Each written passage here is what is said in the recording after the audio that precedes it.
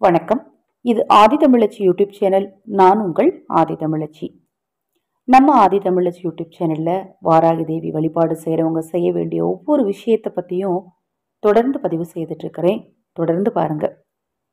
ஒவ்வொரு வழிமுறைக்கும், வழிபாட்டு முறைக்கும், பூஜை முறைக்கும், தாந்திரீக பரிகாரத்திற்கும் பார்த்தீங்கன்னா ஒவ்வொரு விதமான பலன் உண்டு. அதை குறிப்பிட்ட நேரங்களில் செய்யணும்.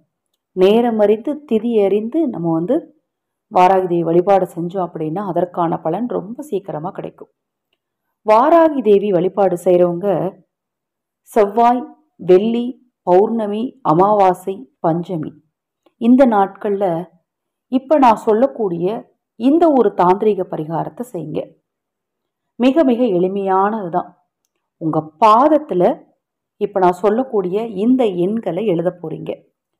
பாதம் அப்படிங்கிறது பார்த்தீங்கன்னா எப்படி உள்ளங்கை மகாலட்சுமி தாயார் வீற்றிருக்கும் இடமாக கருதப்படுகிறதோ அதை போல நம் பாதமானது திருமால் வீற்றிருக்கும் இடமாக கருதப்படுது. அந்த முன்னாடி நீங்கள் பார்த்தீங்க இல்லையா டிஸ்பிளேல, அந்த பாதத்தை பார்த்தீங்கன்னா தெரியும். திருமாலுக்கு ஒவ்வொரு ஆயுதங்களும் அவங்க குறிப்பிட்டிருப்பாங்க.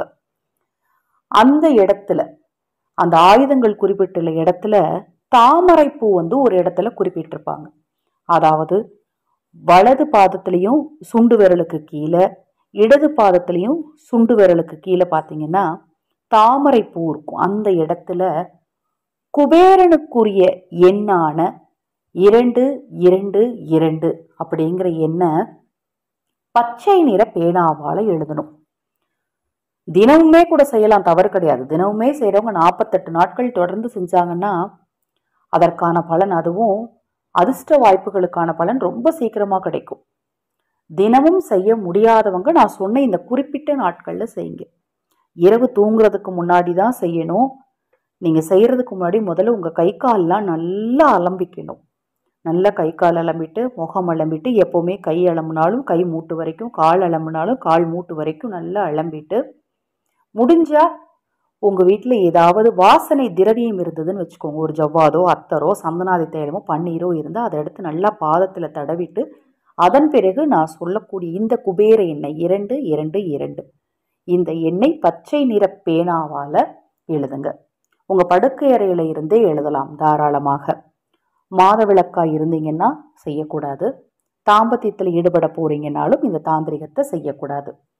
மற்றபடி சின்ன குழந்தைங்களுக்கு கூட தாராளமாக செய்யலாம். அவங்களுக்கு நல்ல ஒரு வைப் உண்டாகும். ஏன்னா நம்மக்கிட்ட நேர்மறை ஆற்றல் சக்தியானது அதிகரித்தால்தான் தெய்வீகத்தன்மை அதிகரிக்கும். நல்ல விஷயங்கள் நம்மளை சுற்றி நடக்க ஆரம்பிக்கும்.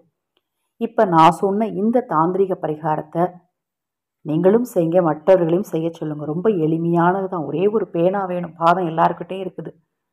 நல்லா சுத்தமாக அலம்பிட்டு எழுத போகிறீங்க, அவ்வளோதான். நீங்களும் செய்யுங்க, மற்றவர்களையும் செய்ய சொல்லுங்க. தொடர்ந்து நம்ம சேனலை பாருங்கள். இன்னும் நிறைய பதிவுகள் தொடர்ந்து வர இருக்குது. வாராகி தேவியினருள் உங்களுக்கும் உங்கள் குடும்பத்தாருக்கும் நிச்சயமாக கிடைக்கும். நல்லதே நடக்கும்.